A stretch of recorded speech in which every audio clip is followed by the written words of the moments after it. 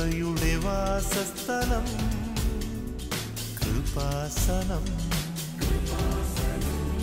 കൃപയുടെ വാസസ്ഥലം കൃപാസനം.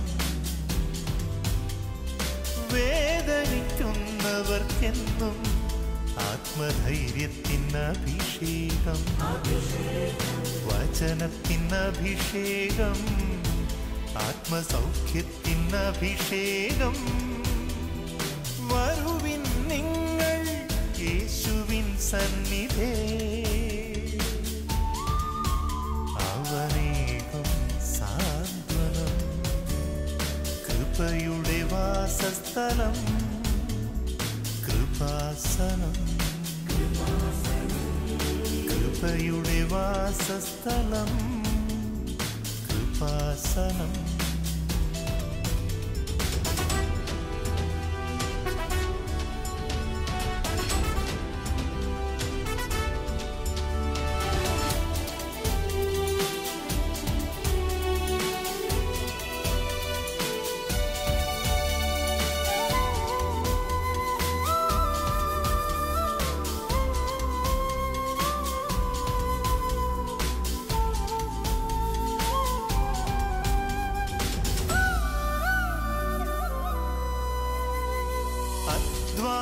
ഭാരത്താലേ തളരുന്ന സോദരേ, സഹനത്തിരമാലയിൽ പതറാതെ മുന്നേറിടാം.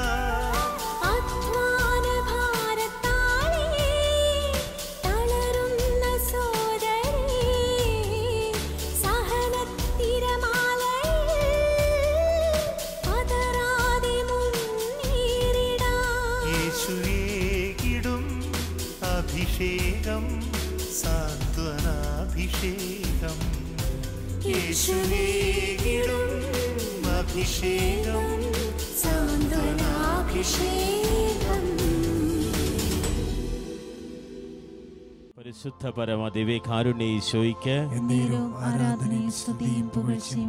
ഹല്ലേലൂയ. യേശുവേ ആരാധന. സ്തുതിച്ച് പ്രാർത്ഥിക്കട്ടെ. കർത്താവിന്റെ ചൈതന്യം നിറയട്ടെ. ഇതാ ദിവ്യകാരുണ്യ ഈശോ നമ്മുടെ മുന്നിൽ നമ്മുടെ വേദനകൾ ചെയ്യാൻ, യേശോ നിറയാൻ. യേശുവേ ആരാധന. കരങ്ങൾ യേശുവിലേക്ക് നെറ്റിപ്പിടിച്ചുകൊണ്ട് ദൈവസ്നേഹത്തോടെ പാടാം. യേശുവേ എല്ലാവരും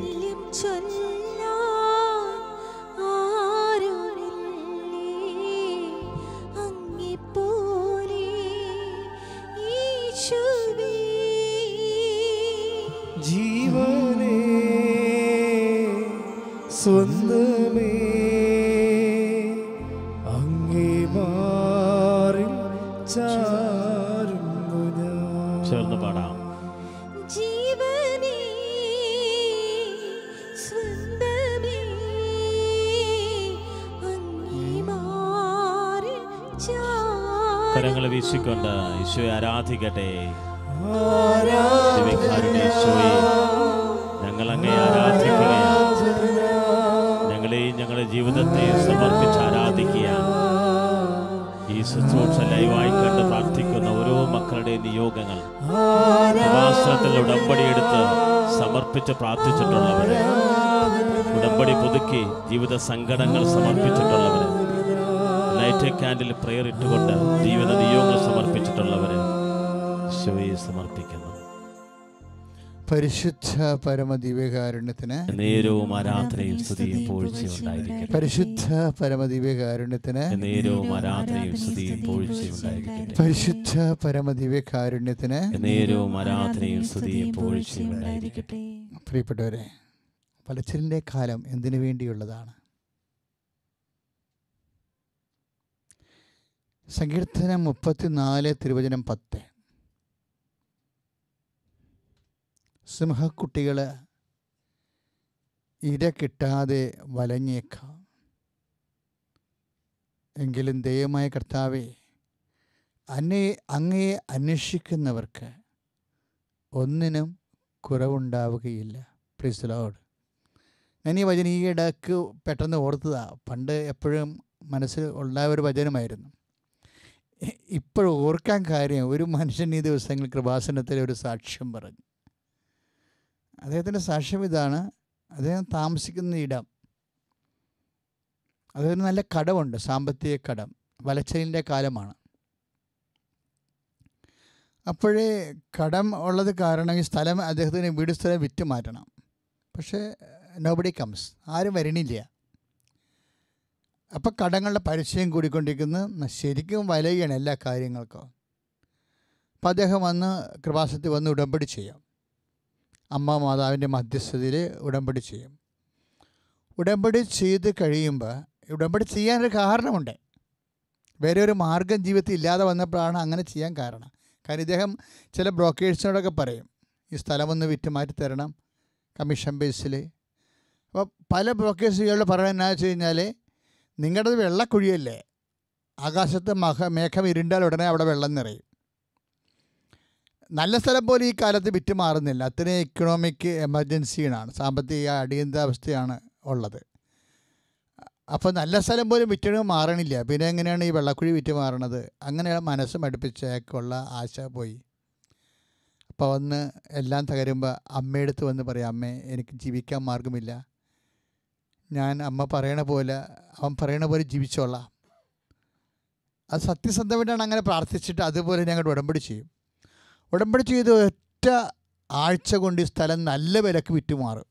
അത് രക്ഷപ്പെട്ടെ. ശരിക്കും സാക്ഷ്യം പറയുമ്പോൾ ഞാൻ ശ്രദ്ധിച്ചൊരു വാക്കിതാണ്, ഈ സ്ഥലത്തെ വിറ്റ് മാറ്റാൻ വേണ്ടി റിയൽ എസ്റ്റേറ്റുകാരോട് പറയുമ്പോൾ, ബ്രോക്കേഴ്സിനോട് പറയുമ്പോൾ അവർ പറയുന്നത്, നല്ല സ്ഥലങ്ങൾ പോലും ഈ കാലത്ത് വിറ്റ് മാറണില്ല, പിന്നെ എങ്ങനെയാണ് തൻ്റെ വെള്ളക്കുഴി വിറ്റ് മാറണതെന്ന്. അതാണ് വചനം. 34:10 സിംഹക്കുട്ടികളെ ഇര കിട്ടാതെ വലഞ്ഞേക്കാം, വലച്ചിൻ്റെ കാലം. ഏത് വലച്ചിലൊക്കെ ഉണ്ടാകാം, പലതരത്തിലുള്ള വലച്ചിൽ നമ്മുടെ ജീവിതത്തിലുണ്ടാകുന്നു, സംസ്ഥാനത്തുണ്ടാകുന്നു, രാജ്യത്തുണ്ടാകുന്നു, ആഗോളതലത്തിലും വലച്ചിലാണ്. ഏത് വലച്ചിലിൻ്റെ കാലം ഉണ്ടായാലും, പക്ഷേ കർത്താവെ അങ്ങയെ അന്വേഷിക്കുന്നവർക്ക് ഒന്നിനും കുറവുണ്ടാവത്തില്ല. ഈ കാലമൊക്കെ എന്തിനാ? ഓരോ കാലങ്ങളില്ലേ, മാറി മാറി വരുന്ന കാലങ്ങൾ. സഭാപ്രസംഗി പറയുകയല്ല, കരയാൻ ഒരു കാലം ഇല്ലേ, സഭാപ്രസംഗി 3:3. കരയാൻ ഒരു കാലം, ചിരിക്കാൻ ഒരു കാലം, കല്ല് പെരക്കി കൂട്ടാൻ ഒരു കാലം, കല്ല് പെരക്കി കളയാനൊരു കാലം. കർത്താവ് പറഞ്ഞത് അങ്ങനെയല്ലേ, ഈ കാണുന്നതെല്ലാം കല്ല് ശേഷിക്കാത്ത കാലം വരുമെന്നല്ലേ ഈശോ പറയണത്. ദേവാലയത്തിൻ്റെ മാഗ്നിഫിഷൻസ് പറയുമ്പോൾ, എത്ര മനോഹരമായിരിക്കുന്ന ദേവാലയം എന്ന് പറയുമ്പോൾ കർത്താവ് പറയണത് എന്താണ്? ഇപ്പോൾ അത് കൂട്ടപ്പെട്ടിരിക്കുന്ന മനോഹരമായ കാഴ്ചയാണ്, പക്ഷെ കാലം വരും കല്ലുമേ കല്ല് ശേഷിക്കാത്ത, അതും കാലമാണ്. അതാണ് സഭാപ്രസംഗം പറയണത്, കല്ല് പെരക്കി കളയാൻ ഒരു കാലം. ഈ ദ്രവ്യാവസ്ഥകളെല്ലാം അഴിഞ്ഞു പോകും, അഴിച്ചിന് വിധേയമാണ്. മൂലപദാർത്ഥങ്ങൾ വെന്തുരുകുമെന്ന് പത്രോസ് പറയേണ്ടതും ഈ അഴിച്ചിലിനെ കുറിച്ചാണ്. അപ്പോൾ എന്ത് സ്വരൂപിക്കപ്പെട്ടാലും കുറച്ച് കഴിയുമ്പോൾ ഡിസിൻറ്റഗ്രേറ്റഡ് ആകും. അപ്പം അങ്ങനെ ഒരു കാലം വരുമ്പോൾ, ഏത് കാലങ്ങളിങ്ങനെ മാറി മാറി വന്നാലും കർത്താവെ, ഈ കാലത്തിലെല്ലാം ഇടയിലൂടെ അങ്ങയെ അന്വേഷിക്കുന്നവരുണ്ട്. അവർക്ക് ഈ കാലത്തിൻ്റെ പ്രയാസങ്ങളെ അനുഭവേദ്യമാകത്തില്ല. അതാണ് രസം. കാലം മോശമാകാം, പക്ഷേ കാലത്തിൻ്റെ എരിവും പുളിയും പൊള്ളലും അനുഭവവേദ്യമാകത്തില്ല. ആർക്ക്? കർത്താവിനെ അന്വേഷിക്കുന്നവർക്ക്. എന്തിനാണ് ഇങ്ങനെ കാലങ്ങൾ മാറി മാറി വരുന്നത്? ദൈവം എപ്പോഴും പറയണത്, സ്വന്തം അനുഭവം ഉണ്ടാകണം എപ്പോഴും. മറ്റുള്ളവരുടെ അനുഭവത്തെക്കാൾ നമുക്ക് ദൈവം ആരാണെന്ന് ഒരു അനുഭവം ഉണ്ടാകണം, സ്വന്തം അനുഭവം.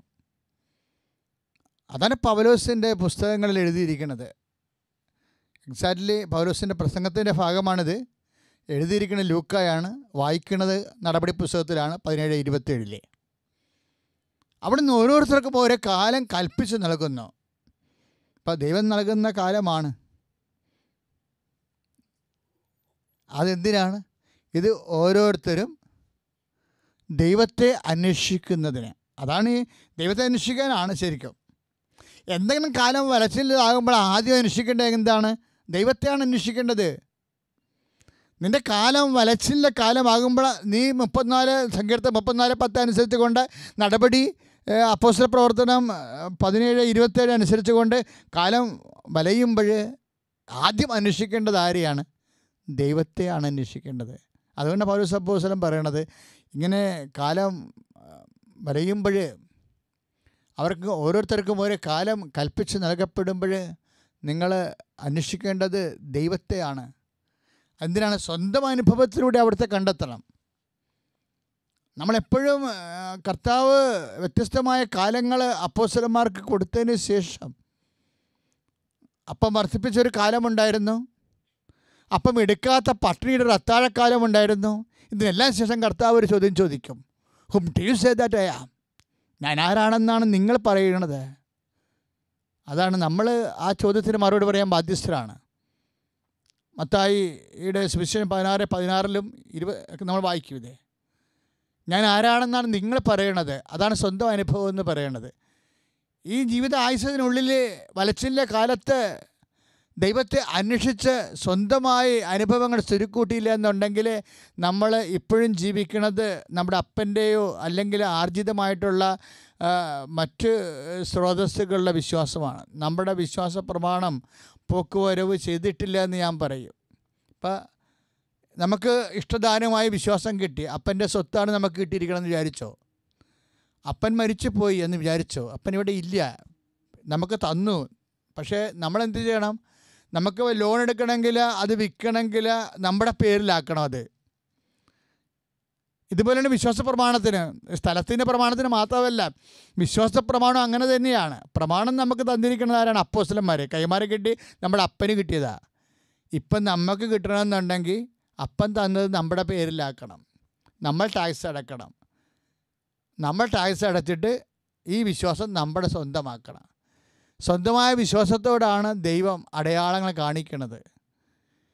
അടയാളങ്ങൾ കണ്ടു കഴിഞ്ഞാൽ നമുക്ക് അടുത്ത കാര്യം എന്ന് പറയണത്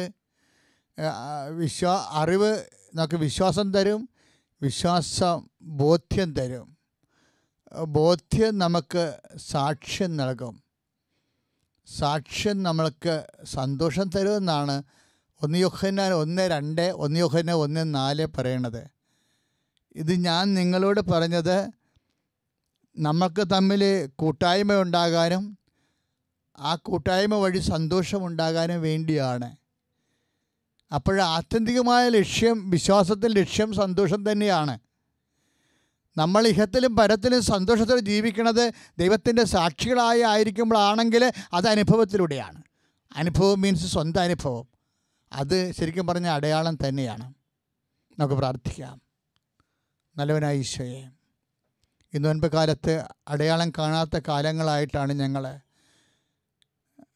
കടന്നു പോകുന്നത്. പലതരത്തിലുള്ള സമ്മർദ്ദങ്ങളിലൂടെ ഞങ്ങൾ കടന്നു പോവുകയാണ്. സകല സമ്മർദ്ദങ്ങൾ, പ്രത്യേകിച്ച് ദൈവത്തെ അനുഭവിക്കാത്ത ആൾക്കാരും ദൈവത്തെ അന്വേഷിക്കുന്നവരുമുണ്ട്. അന്വേഷിക്കുന്നവർക്കെല്ലാം അങ്ങേ അനുഭവവേദ്യമാകാനുള്ള അടയാളം നൽകി അനുഗ്രഹിക്കണ പ്രാർത്ഥിച്ചുകൊണ്ട് സ്തുതിക്കട്ടെ. Hallelujah, hallelujah, hallelujah. കരങ്ങൾ ഉയർത്തിക്കൊണ്ട് സ്തുതിക്കട്ടെ. Hallelujah, hallelujah. യേശുവേ, ഞങ്ങൾ അങ്ങേ സ്തുതിച്ച് പ്രാർത്ഥിക്കുന്ന കർത്താവേ, ആരാധിക്കുന്ന ദൈവമേ. Hallelujah, hallelujah, hallelujah, hallelujah, hallelujah. കർത്താവേ, ഞങ്ങൾ അങ്ങേ ആരാധിക്കുന്ന കർത്താവേ, വിശ്വാസത്തിൻ്റെ ആത്യന്തികമായ ലക്ഷ്യം സന്തോഷമാണെന്ന് കർത്താവേ തിരുവചന പ്രഘോഷണത്തിലൂടെ ഞങ്ങളെ പ്രബുദ്ധരാക്കി നന്ദി പറയുന്നു. അടയാളം കാണാത്ത ഈ കാലത്ത് കർത്താവേ, പരിശുദ്ധാത്മാവിൻ്റെ അഭിഷേകം, അന്ത്യകാലത്തിൻ്റെ അഭിഷേകം സകല ജനത്തിൻ്റെ മേല് വർഷിക്കണമേ എന്ന് പ്രാർത്ഥിക്കുന്നു. ലോക ജനതയുടെ മേല്, ലോകസഭയുടെ മേല് ഈ കൃപാസന സാന്ത്വനാഭിഷേക ശുശ്രൂഷ ലൈവായി കണ്ട് പ്രാർത്ഥിക്കുന്ന ഓരോ മകൻ്റെ മേലും മകളുടെ മേലും കർത്താവ് എല്ലാ രോഗികളുടെ മേലും ദൈവത്തിൻ്റെ പരിശുദ്ധാത്മാവ് അഭിഷേകമായി തിരണമേ എന്ന് പ്രാർത്ഥിക്കുന്നു. അന്ത്യകാല അഭിഷേകം സന്തോഷത്തോടെ സകല ജഡത്തിന്മേലും കൊയ്ത്തുകാല സമയമല്ലോ, ആത്മാവിൽ നിറയ്ക്കണമേ. കരഘോഷത്തോടെ പാടാം. അന്ത്യകാല അഭിഷേകം സകല ജനത്തിന്മേലും കൊയ്ത്തുകാല സമയമല്ലോ, ആത്മാവിൽ നിറയ്ക്കണമേ. കരങ്ങൾ ഉയർത്തിയടിച്ചുകൊണ്ട് തീ പോലെ ഇറങ്ങണമേ, അഗ്നിനാവായി പതിയണമേ, സന്തോഷത്തിന്റെ കൊടുങ്കാറ്റായി വീശണമേ, ആത്മനദിയായി ഒഴുകണമേ. തീ പോലെ ഇറങ്ങണമേ, അഗ്നിനാവായി പതിയണമേ, കൊടുങ്കാറ്റായി വീശണമേ, ആത്മനദിയായി ഒഴുകണമേ. അന്ത്യകാല അഭിഷേകം സകല ജനത്തിന്മേലും, കൊയ്ത്തുകാല സമയമല്ലോ, ആത്മാവിൽ നിറയ്ക്കണമേ. Hallelujah, hallelujah. ആത്മാവേ, പരിശുദ്ധാത്മാവേ, ഞങ്ങളെ അഭിഷേകം ചെയ്യണമേ. Hallelujah, hallelujah, hallelujah, hallelujah, hallelujah. കർത്താവേ, പ്രാർത്ഥിക്കുകയാണ്. എസെക്കിയേൽ 37 തകർക്കപ്പെട്ട അസ്ഥിപഞ്ജരങ്ങളുടെ മേൽ പരിശുദ്ധാത്മാവിന്റെ അഭിഷേകം നൽകണമേ. എല്ലാ രോഗികളുടെ മേൽ അഭിഷേകം നൽകണമേ. യേശുവേ ആരാധന, യേശുവേ ആരാധന, യേശുവേ ആരാധന, യേശുവേ ആരാധന. പരിശുദ്ധ പരമദിവ്യകാരുണ്യത്തിന് നേരവും ആരാധനയും സ്തുതിയും പുകഴ്ചയും ഉണ്ടായിരിക്കട്ടെ. പരിശുദ്ധ പരമദിവ്യകാരുണ്യത്തിന് നേരവും ആരാധനയും സ്തുതിയും പുകഴ്ചയും പരിശുദ്ധ പരമദിവ്യകാരുണ്യത്തിന് നേരവും ആരാധനയും സ്തുതിയും പുകഴ്ചയും ഉണ്ടായിരിക്കട്ടെ. നല്ലവനായിശോയെ, ഞങ്ങൾ പ്രാർത്ഥനാപൂർവം കേൾക്കാൻ പോകുന്ന സാക്ഷ്യങ്ങൾ കേൾക്കുന്ന എല്ലാവരെയും നീ ആശീർവദിക്കണമേ. അവർക്ക് അവരുടെ അനുഭവങ്ങൾ ഒരു കാലം ഞങ്ങളുടെ അനുഭവങ്ങളായി മാറി ഞങ്ങൾ കർത്താവിൻ്റെ സാക്ഷികളായി ആ സാക്ഷ്യത്തിൻ്റെ സന്തോഷം ഞങ്ങൾ വഴി മറ്റുള്ളവരും അനുഭവിക്കുവാൻ ഇടയാക്കണമേ. നമുക്ക് സാക്ഷ്യം കേൾക്കാം.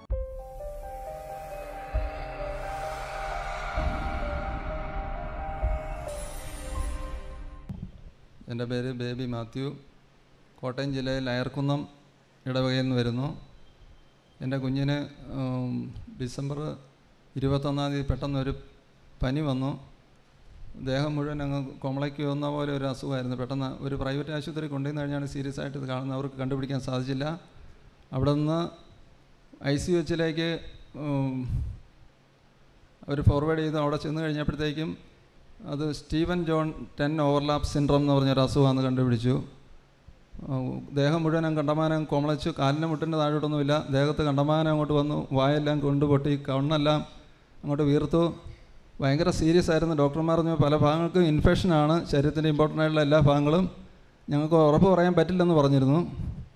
പക്ഷെ ഞങ്ങൾ മാതാവിൻ്റെ തൈലവും തേനും ഉപയോഗിച്ച് കൊച്ചിന് കൊടുക്കുകയും അതുപോലെ കാശുരൂപം, മാതാവിൻ്റെ അത്ഭുത കാശുരൂപം കൊച്ചിൻ്റെ തലേണ അടി വെച്ച് പ്രത്യേകം പ്രാർത്ഥിച്ചുകൊണ്ടിരുന്നു.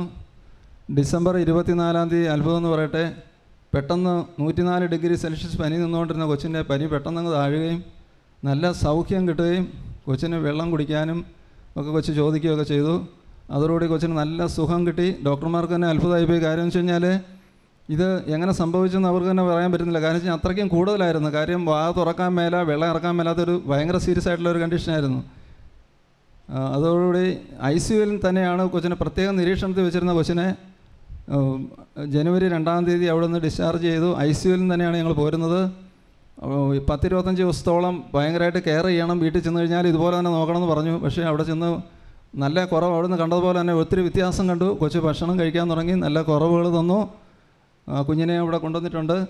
ഇതാണ് എൻ്റെ ദേഹത്ത് ഒരുപാട് പാടുകൾ മുഴച്ചു നിന്നാണ്. ഒത്തിരി പോയി. സ്കിന്ന് വരികയില്ലെന്ന് പറഞ്ഞിരുന്നാണല്ലോ, ആ സ്കിന്നൊക്കെ വരാൻ തുടങ്ങി. ഈ അനുഗ്രഹം കിട്ടിയ മാതാവിന് തിരുക്കുമാരനും 1000 നന്ദി പറയുന്നു.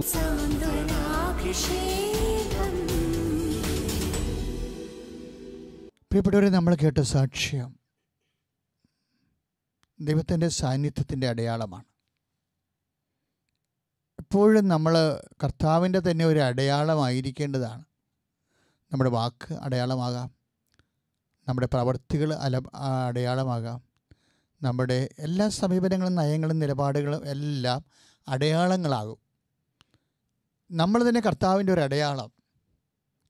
ദൈവം ഈ ഭൂമി ജീവിച്ചിരിക്കുന്നു എന്നതിൻ്റെ അടയാളമായി എന്നെ മാറ്റണമേ എന്ന പ്രാർത്ഥനയോടുകൂടി നമുക്ക് ആരാധനയിലേക്ക് പ്രവേശിക്കാം. സ്തുതിക്കട്ടെ. ഹല്ലേലൂയ. Hallelujah, hallelujah. യേശുവേ നന്ദി കർത്താവേ, സ്തോത്രം ദൈവമേ കർത്താവേ. ഞങ്ങളങ്ങേ ആരാധിക്കുന്ന കർത്താവേ, ഞങ്ങളങ്ങേ സ്തുതിക്കുന്ന കർത്താവേ, മഹത്വപ്പെടുന്ന കർത്താവേ. അവിടുത്തെ സാന്നിധ്യവും സ്നേഹവും കർത്താവേ, സംരക്ഷണവും അങ്ങേ ജനതയ്ക്ക് കർത്താവേ വെളിപ്പെടുത്തണമേ എന്ന് പ്രാർത്ഥിക്കുന്നു. ഹല്ലേലൂയ. ആരാധന ആരാധന കരങ്ങൾ വീശിക്കൊണ്ട് ആരാധന ആരാധന എല്ലാവരും ആരാധന ആരാധന ആരാധന ആരാധന. കർത്താവേ, നിന്നെ ഉയർത്തുന്നതിൻ്റെ മഹോത്സവം ഞങ്ങൾ ആഘോഷിച്ച് സന്തോഷത്തിലെ മനസ്സ് തിമർക്കുന്ന ഒരു കാലത്തിലേക്ക് സമീപിക്കുക. കർത്താവേ, ഞങ്ങളിവിടെ ഉയർപ്പിൻ്റെ സന്തോഷത്തിലെ മിശിഹ ഇതെല്ലാം സഹിച്ച് മഹത്വത്തിലേക്ക് കരയേറേണ്ടത് ആവശ്യമായിരുന്നില്ലേ എന്ന് ചോദിക്കുമ്പോൾ സഹനം ആവശ്യമായിരുന്നില്ലേ എന്നുള്ള സൂചനയാണ് കർത്താവെ നീ നൽകണത്.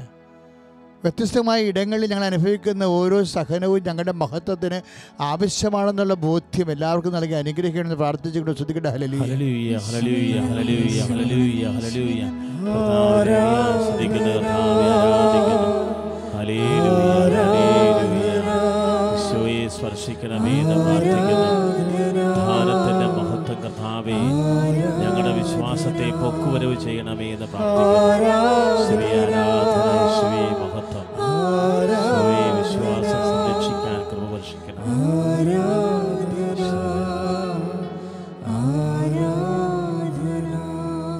കർത്താവെ, നീ ഉയർക്കുന്ന മുമ്പ് നിൻ്റെ പീഡാനുഭവത്തിൻ്റെ ആദ്യ സമയത്ത് നിന്നെ ബന്ധിക്കുമ്പോൾ നീ ബന്ധിക്കപ്പെടാൻ പോകുമ്പോൾ നീ പട്ടാളക്കാരോട് ചോദിച്ച ചോദ്യമുണ്ട്, യേശുവേ നിങ്ങൾ ആരെ അന്വേഷിക്കുന്നുവെന്ന്. അവർ പറഞ്ഞ നസ്രായനായ യേശുവിനെ. അപ്പോൾ നീ പറഞ്ഞു അത് ഞാനാണ്. ഇപ്പോഴും കർത്താവെ, നീ ഉയർത്തെഴുന്നേൽക്കുമ്പോഴും നീ മേരി മാഗ്ദലിനോട് ചോദിക്കും നീ ആരെ അന്വേഷിക്കുന്നുവെന്ന്. അവളും പറയും എൻ്റെ കർത്താവിനെ അവരെടുത്തുകൊണ്ട് പോയി, ഞാൻ കർത്താവിനെ അന്വേഷിക്കുന്നു. അപ്പോഴും നീ അവൾക്ക് നിന്നെ വെളിപ്പെടുത്തും ആദ്യമായിട്ട്. കർത്താവെ, ആരെയാണ് ലോകം അന്വേഷിക്കുന്നത്? നിന്നെയാണ് ഞങ്ങൾ അന്വേഷിക്കണം ഈശോ. പട്ടാളക്കാരായാലും നിന്നെ ആരാധിക്കുന്നവരായാലും ഹെറോദസിൻ്റെ കാലത്ത് തുടങ്ങിയ അന്വേഷണമാണിത്. പുജരാജാക്കന്മാരുടെ ഹെറോദസ് ചോദിച്ചത് നിങ്ങൾ ആരന്വേഷിക്കണമെന്ന. കർത്താവ്, നിന്നെ അന്വേഷിക്കുന്നവർ ആരാധിക്കാനുമുണ്ട്, നിന്നെ അവസാനിപ്പിക്കാനുമുണ്ട്. ഈ അന്വേഷണം തുടരുക. ഞങ്ങൾ നിന്നെ കണ്ടെത്തി നിനക്ക് സാക്ഷി നൽകുന്നവരുടെ പക്ഷം ചേർന്നുകൊണ്ട് കർത്താവെ ഞങ്ങൾ നിന്നെ അന്വേഷിക്കുകയാണ്.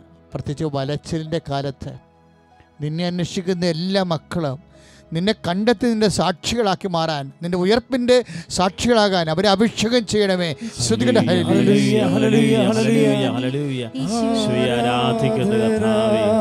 കർത്താവേ, അങ്ങേ കണ്ടവരെല്ലാം സുവിശേഷ സാക്ഷികളായി ജീവിക്കാൻ ആരാധന അഭിഷേകം നൽകണമേ. ഈശോയെ ആരാധന.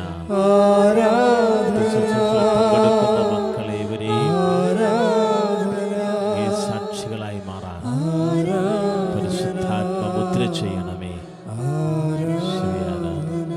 കർത്താവേ, വലച്ചിലിൻ്റെ കാലത്തിന് സമാന്തരമായി ഞങ്ങൾ അനുഭവിക്കുന്ന രോഗപീഠകൾ, സാമ്പത്തിക കടങ്ങൾ, വിവാഹ തടസ്സങ്ങൾ, കുഞ്ഞുങ്ങളില്ലാത്ത അവസ്ഥകൾ, വരുമാനമില്ലാത്ത മാർഗങ്ങൾ, കുടുംബത്തിൻ്റെ കലഹങ്ങൾ, പലതരത്തിലുള്ള വൈവാഹിക തടസ്സങ്ങളും അതുപോലെ തന്നെയുള്ള വൈവാഹിക മോചനങ്ങൾ, പല പല സ്ഥലങ്ങളിലും ജോലിക്കും സേവനങ്ങൾക്കും ശുശ്രൂഷകൾക്കും എല്ലാം ഉണ്ടാകുന്ന വ്യക്തിപരമായ പ്രതിസന്ധികൾ, അവിടെയെല്ലാം കർത്താവ് നിൻ്റെ സാന്നിധ്യം അനുഭവിച്ച് പരിശുദ്ധ അമ്മയെപ്പോലെ കുരിശാകുമ്പോൾ കുരിശിനോട് ചേർന്ന്, പുൽക്കൂടാകുമ്പോൾ പുൽക്കിനോട് ചേർന്ന്, എല്ലാം കർത്താവ് നിന്നോട് ചേർന്ന് നിന്ന് ദൈവം ഏൽപ്പിച്ചതിൽ പൂർത്തിയാക്കി നിൻ്റെ നാമത്തെ മഹത്വപ്പെടുത്തി ലോകത്തിന് കൊടുക്കാൻ വേണ്ടിയുള്ള എല്ലാവിധ പരിശ്രമങ്ങളെയും കർത്താവെ നീ ഞങ്ങളെ സാക്ഷികളാക്കിക്കൊണ്ട് ഞങ്ങളെ അനുഗ്രഹിക്കണമേ. സ്തുതിക്കട്ടെ. Hallelujah, hallelujah, hallelujah, hallelujah. കരങ്ങൾ ഉയർത്തിക്കൊണ്ട് സ്തുതിച്ച് പ്രാർത്ഥിക്കട്ടെ. കർത്താവേ, എല്ലാ രോഗപീഠകളുടെ മേലും അങ്ങയുടെ ആധിപത്യം പ്രഖ്യാപിക്കണമേ. ഞങ്ങൾ അങ്ങേക്ക് സാക്ഷികളായി മാറട്ടെ, അങ്ങേ പ്രഘോഷിക്കുന്നവരായി മാറട്ടെ. യേശുവേ ആരാധന. സ്വയം സ്പർശിക്കണമേ, സ്വയം സ്പർശിക്കണമേ, സ്വയം സ്പർശിക്കണമേ, സ്വയം സ്പർശിക്കണമേ. പ്രിയമുള്ളവർ, രോഗമുള്ളവർ ഈ സമയത്ത് ആശീർവാദ നിമിഷങ്ങളിൽ അവരുടെ രോഗങ്ങളെ സ്പർശിച്ച് പ്രാർത്ഥിക്കേണ്ടതാണ്. രോഗങ്ങളെ സ്പർശിക്കുന്നത് വെച്ച് കഴിഞ്ഞാൽ ഉദരരോഗമുള്ള ഉദരത്ത് കൈവെക്കുന്നു, നെഞ്ചുവേദന ഒരു നെഞ്ചിൽ കൈവെക്കുന്നു, കരൾ രോഗികൾ, പിന്നെ ശ്വാസകോശ രോഗികൾ, ഹൃദയരോഗികൾ നെഞ്ചത്ത് കൈവെക്കുന്നു, തൊണ്ടവേദനയും തൊണ്ടയും തൈറോയിഡും ഉള്ളവർ, സ്പോണ്ടിലോസിലൊരു തൊണ്ടയിൽ കൈവെക്കുന്നു, ശിരസംബന്ധമായ രോഗമുള്ളവർ നെറ്റിയിൽ കൈവെക്കുന്നു. അങ്ങനെ വ്യത്യസ്തമായ ഇടങ്ങളിൽ കർത്താവിനോട് പറയുക, കർത്താവായി ഇപ്പം തന്നെ കൈവെക്കുക, മക്കളുടെ ആശീർവാദത്തിന് സമയമാണ്, ഇപ്പം തന്നെ കൈവെക്കുക. കർത്താവിനോട് പറയുക, കർത്താവേ നിൻ്റെ നാമത്തിൽ പ്രാർത്ഥിക്കുക. കർത്താവേ, നിന്റെ നാമത്തിലെ പരിശുദ്ധ അമ്മയുടെ മധ്യസ്ഥത്തിലെ ഈ ആരാധനയുടെ ആശീർവാദ നിമിഷങ്ങളിലെ ഞങ്ങളുടെ ഉദരത്തിലും നെഞ്ചിലും കഴുത്തിലും ശിരസിലും ശരീരം ആശ്രയമുള്ള മുഴുവൻ രോഗങ്ങളെ ഈശോ ഈ ആശീർവാദ നിമിഷങ്ങളിലെ യേശു നാമത്തിലെ ഞങ്ങൾ പ്രാർത്ഥിക്കുന്നു. കർത്താവേ, സൗഖ്യം നൽകണമേ. Hallelujah, hallelujah, hallelujah, hallelujah, hallelujah. യേശുവേ ആരാധന, യേശുവേ ആരാധന. ഇതാ ഈശോ നമ്മളെ ആശീർവദിക്കാൻ. കരങ്ങൾ ഉയർത്തി സ്തുതിക്കട്ടെ. Hallelujah, hallelujah, hallelujah. സിംഹക്കുട്ടികൾ ഇര കിട്ടാതെ വലഞ്ഞേക്കാം. കർത്താവേ, അങ്ങനെ ആശ്രയിക്കുന്നവർ ഭാഗ്യവാന്മാരാണ്. ഒരർത്ഥവും അവരുടെ കൂടാരത്തെ ഭവിക്കുകയില്ല. കർത്താവിൽ ആശ്രയിക്കുന്നവരെ യേശു ആശീർവദിക്കുകയാണ്. കൃപാസനയുടെ ഒപ്പടിയെടുത്ത് പ്രാർത്ഥിച്ചിരുന്ന മക്കള്, ഈ ശുശ്രൂഷ ഇപ്പോൾ ലൈവായി കണ്ട് പ്രാർത്ഥിക്കുന്ന മക്കള്, വ്യത്യസ്ത ഭൂഖണ്ഡങ്ങളിൽ പ്രാർത്ഥിക്കുന്ന മക്കള്, തീരെ രോഗപീഠകളിൽ വിഷയിക്കുന്നവര്, കരങ്ങൾ വെച്ച് ഇപ്പോൾ ആരാധനയിൽ പ്രാർത്ഥിച്ചവര്, സ്പ്രെഡിംഗ് ഡിസീസ് മൂലം ധരിക്കുന്ന മക്കളെ ഈശോ ആശീർവദിക്കുന്നു. പരിശുദ്ധ പരമ ദിവ്യ കാരുണ്യത്തിന് ആരാധനയും സ്തുതിയും പുകഴ്ചയും ഉണ്ടാകട്ടെ.